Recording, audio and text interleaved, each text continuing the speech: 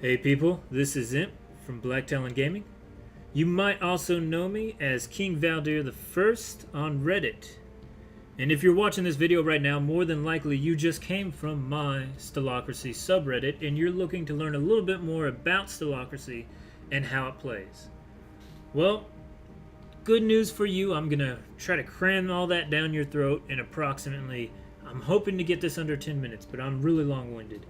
If you don't know what Stellaris is Paradox Interactive's grand strategy game of space conquest. Essentially, we're all space Hitlers, and we're all, God, that makes it sound awful. It's a strategy game. Don't get offended. It's a strategy game. Like, we're in the game. Let's go ahead and start one up really quick, like. All right. So essentially in Stellaris, you take the role of the Emperor or like some sort of guiding spirit of a stellar civilization.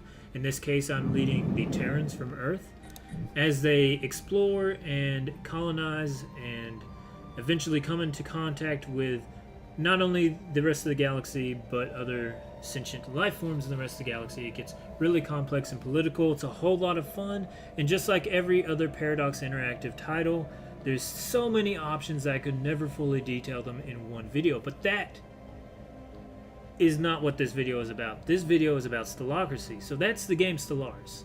Stellacracy is a meta game, if you will, that a mega game, if you really will, that focuses on Stellaris. Essentially, Stellacracy is a collective effort of about 100 players so far. We're hoping to get to about 150 by the time of the summer, who come together and they vote on legislation, and they elect other players to roles and positions of power, and those players influence the playthrough, my playthrough, that I will play and then show on the YouTubes, if you will. They influence that playthrough by writing legislation, issuing orders for the executive branch, and of course interpreting both orders and legislation for compatibility in the case of the judicial branch. So essentially, Stellacracy is a model government whereby the players fill the role of like the president and the senators and all that kind of rigmarole. It's a whole lot of fun. People seem to enjoy it. We've done one game so far, and that game was really just a playtest of the system to try to get as many bugs out of the way as possible. So now we're moving on to game 2, and I'm still finding there's a little bit of a chink in the armor, if you will, a very vulnerable point, and that is new player acclimation. This video is aimed at you, new player. So I'm not here to play Stellacracy. I'm not here to play Stellaris. I'm here to tell you how you can play Stellacracy and what it will do for you and how awesome it is.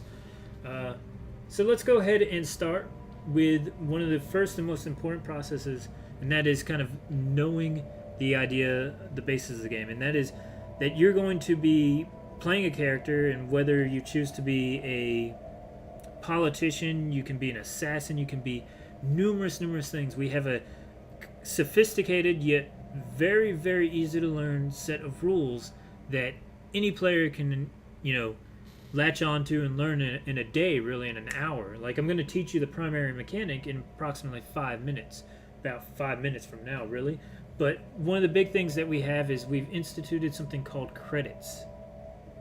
And credits are not just the electric energy credits up here, and I guess I have to choose another name for them, but it's not these. Credits are a player currency that each player owns, and when you sign up, you get 250 credits just for signing up. Alright, let's go ahead and exit out of this game right now, and we're going to go over to our Enjin page and look at a character profile so that you get a better idea of what I'm talking about.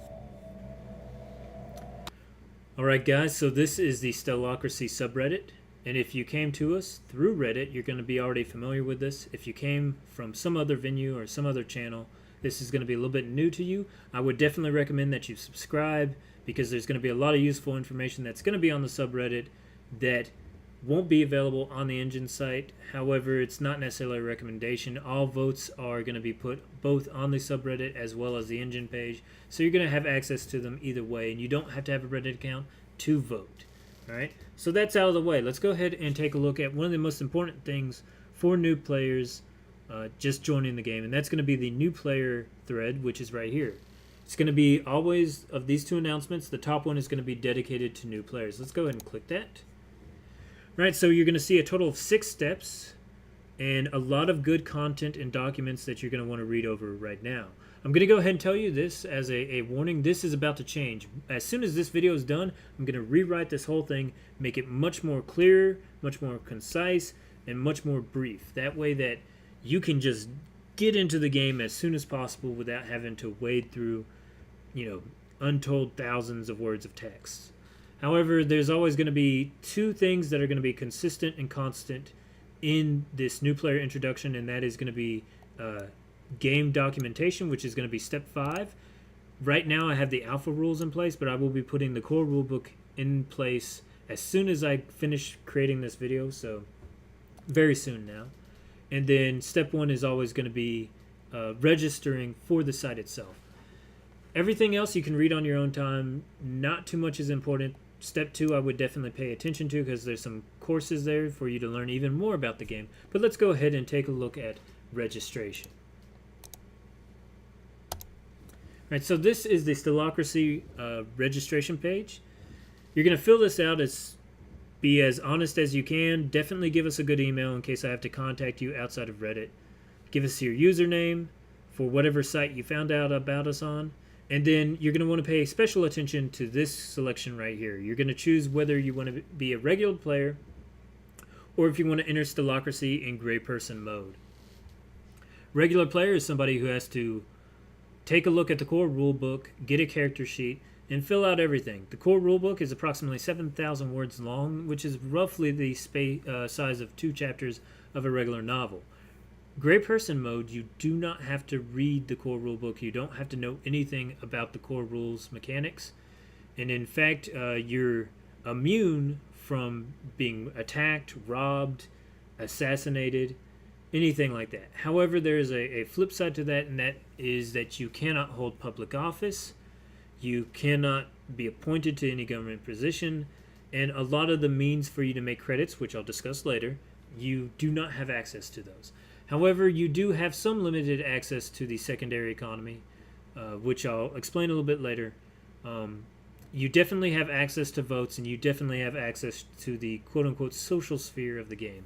And by social sphere, I mean making friends and joining parties and so on and so forth. So you're gonna want to do this as soon as possible. As soon as you decide that the game is for you, go ahead and fill it out because it takes us about a day, sometimes 2, to go ahead and get you approved. And when you do get approved, you're going to receive a Reddit mail or a mail to your email that's going to tell you your voter verification number. Last note before we leave this section and talk about credits, when you get your VVN, you're going to go ahead and you're going to copy that down onto a sheet of paper and you're going to put it in your wallet, and then only ever take it out for real official elections. Make sure to check any election or any poll that you're responding to and make sure that it is an official Stellacracy poll. We're always going to have the official announcement flare put on it, and we will delete any unofficial polls that are on the Enjin homepage or anything like that. Anything that's scamming, we're going to delete. So if you see it on this page or you see it under official announcement on the subreddit, you can pretty much trust it. So that's registration, and that's, I guess, preliminary player security in a nutshell.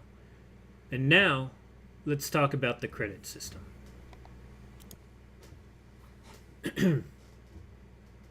Countdown 5, 4. Alright guys, so by now I've mentioned the credit system and the secondary economy just enough that you're probably interested exactly what it is. You can probably guess already that the credit system is the way for us to distribute resources within the game. If you want to buy a sniper rifle for your new assassin character, or if you want to buy a spaceship for your pilot character, you're going to use credits to buy those items.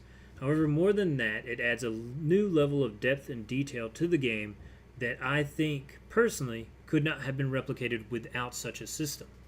Essentially, politicians are now open to the possibility of bribery. I wanted to do this specifically for this game, for this experiment, and that's kind of what I see it as, because, other games that model government games that do so in kind of in a vacuum, they don't really take into effect that these politicians, these people, don't just exist in like this perfect state of infallibility. There's always other motives and other things, other resources that are pulling at their consciousness. So the idea behind it was that the credit system can influence how you play the game, can threaten you, or it can be used as a tool to gather more resources and make you even more powerful. You know, it's sort of one of those kind of gatekeepers of power type of things going on within the game system itself. So within the game, there's going to be three primary uses to credits. The first one is the direct economy, which is going to be you buying stuff for your character, the sniper rifle I just told you about. Number two would be the indirect economy, which is you buying things within the game world, usually within the playthrough that I'm doing. So, for example, if you wanted to buy a colony ship, you could do so. And I do believe it runs for, I think the cheapest a colony goes for something like 20,000 credits or whatever. It's like every 100 credits equals 1 mineral. So just keep that in mind. And then number three, there's a little bit of variability in this, but the credits do have a real-world value. One way I've put a little bit of a real-world value, a little bit of a spin on them, is that whenever you add days to the website, if you add 1 day, you get 30 credits. Using this, we can give a rough calculation, a rough estimation, that 1 credit, as such, is worth about 1 cent, 1 US cent. So a credit is worth both 1/100th of a mineral and 1 US cent, which is really interesting to think about because it means that a like 100 minerals in the game is worth $1. Anyhow, I mean, it doesn't really work out towards that. I'm just saying that's how you get compensated. And of course, you get compensated more so than you would otherwise.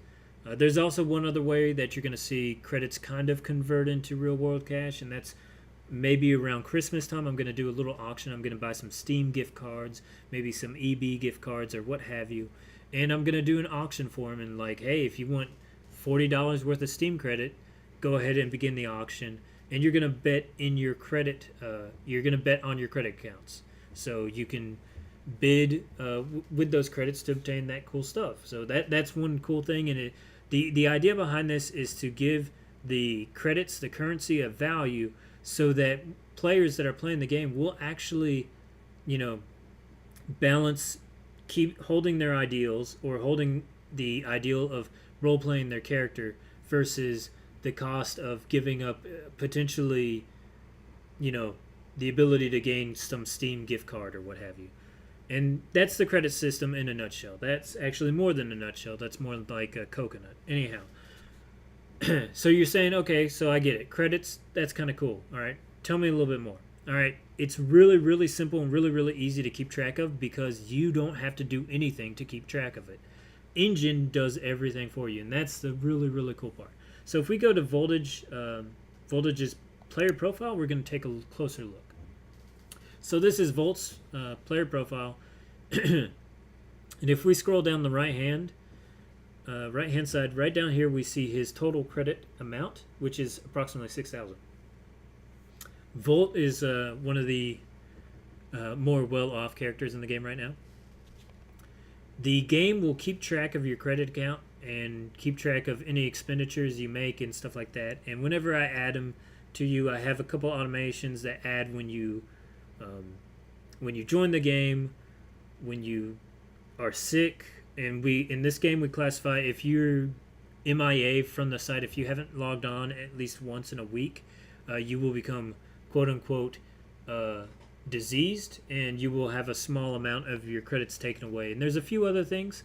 I'm working on some automations to where a lot of the in-game assets that you can buy with credits would just be automated things that would happen to you, in the Enjin profile without me having to manually, edit your credit accounts. But I can do that, and I do that for for everything else. All right, so you've got your credit account right down here, and your profile will tell you exactly how many credits you have, and you can keep track of that on a day-to-day basis, what have you. If you want to send credits to another person, this is really cool, and this is one of the reasons I use Enjin as a platform for hosting this game.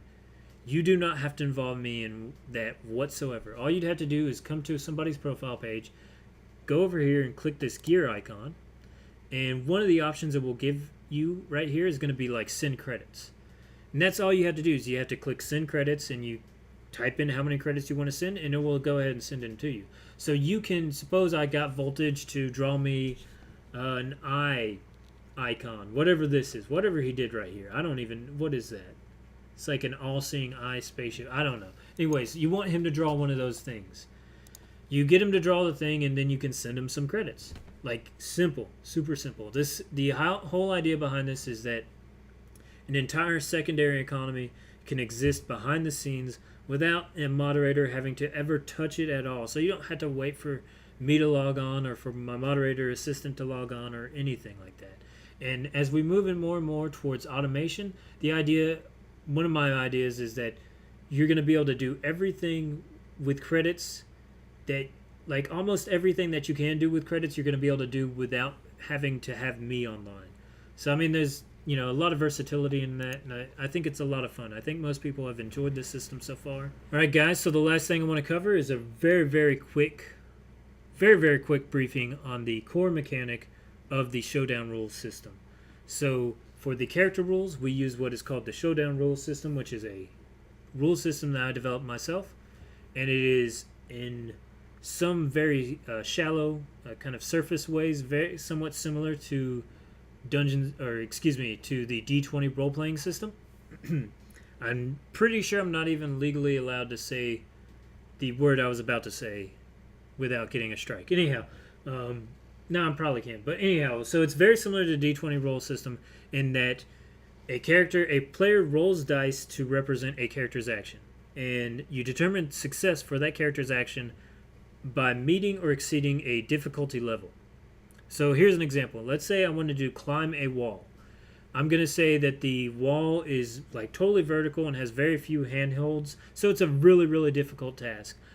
A DM or a GM, which is a Dungeon Master or a Game Master, will set the difficulty class of that action at 15, let's say. I, as a player, I'm going to roll a dice, and I'm going to add modifiers. Those modifiers will usually represent my natural ability as well as my training. And I'm going to add those to the dice, and if I get a total of 15 or higher, I succeed in the action. And in the D20 system uses the D20, the eponymous D20, as the source of its check mechanic. That is what that is called. It's called a check mechanic. And essentially every sort of RPG, especially pen and paper RPGs, will have a check mechanic. And it's just to check if you can or cannot do something, or check if you did or did not do something in a very specific instance. We have a check mechanic, and the check mechanic is that you have a certain number of points assigned to each skill, and each one of those points represents a six-sided die in an array. So, for instance, let's say I have a climb skill of 3. I'm going to roll 3d6. If I have a climb skill of 5, I'm going to roll 5d6. And d6, by the way, is just another way to say six-sided die. And other than that, it very much is very similar to the D20 mechanic in that I set a difficulty rating, and let's say it's 12 or 14 or whatever. I roll my array of d6s and I add them all up, and if I equal or get higher than the difficulty class, I succeed at the action. In addition, Showdown is kind of unique in that we remove any damage component or any secondary rolling component from it. Everything about the action that you just attempted and succeeded at is told in the first set of die. Every 6 that you roll on a die, increases what is called the strike value. And when you're making an attack, the strike value equals the amount of damage that you're going to deal. So let's take an example. Any attack that you make is going to automatically do 1 strike plus 1 for every 6 rolled on the 6-sided die. So let's say I roll 3d6 for an attack. I'm shooting somebody with a gun. Bang, I shoot him with a gun. I roll a 6, a 6, and a 3. All right? I get 1 default 6. So I get 1 strike default, and then I have 2 6s, so the total is going to be 3. So I get 3 strike. Essentially, I'm dealing 3 points of damage to that character's health. That is it, ladies and gentlemen. That is the core of the mechanic, is that they're both the success of the action and the outcome of the action are represented primarily by the same dice roll. So, that's pretty much all there is to it. There's a little bit more variation on a critical success and a critical failure, and you can read the core rulebook to learn a little bit more about that, but that is the core mechanic. And if you can understand that, if you can understand that there's variability in any task, no matter how trained or talented a person is, then you can understand any role-playing game there ever is. And once you understand the core mechanic of any role-playing game, you've got it. Like, after that, it's all little bits of minutia here and there, how to cast spells and, what changes with a dice roll, stuff like that. So our core mechanic is that you roll a number of 6-sided dice, and it's determined by, your skill points and your abilities and so on and so forth. And if those 6-sided dice add up and they meet or exceed a difficulty rating set by the GM, then you succeed at that action. And for every 6 you roll on those dice, you get progressively better and better at whatever, however success is measured in that action. That's it. But as always, go ahead and read the rule book, and if you have, if you have any concerns, whatever, just PM me or PM me through Enjin. No big deal. All right, so that pretty much concludes this intro video. I'm hoping that this is going to be less than 10 minutes. I really highly doubt it because, even this last section probably took about 10 minutes. So it's probably going to be a 20-minute, 30-minute video. Anyhow, I want to go ahead and thank you for sitting and listening through all this crap with me. I try to make it as short and as quick as possible. Don't always succeed. If you have any suggestions or questions, go ahead and leave them in the comments section below. As always, like, share, subscribe.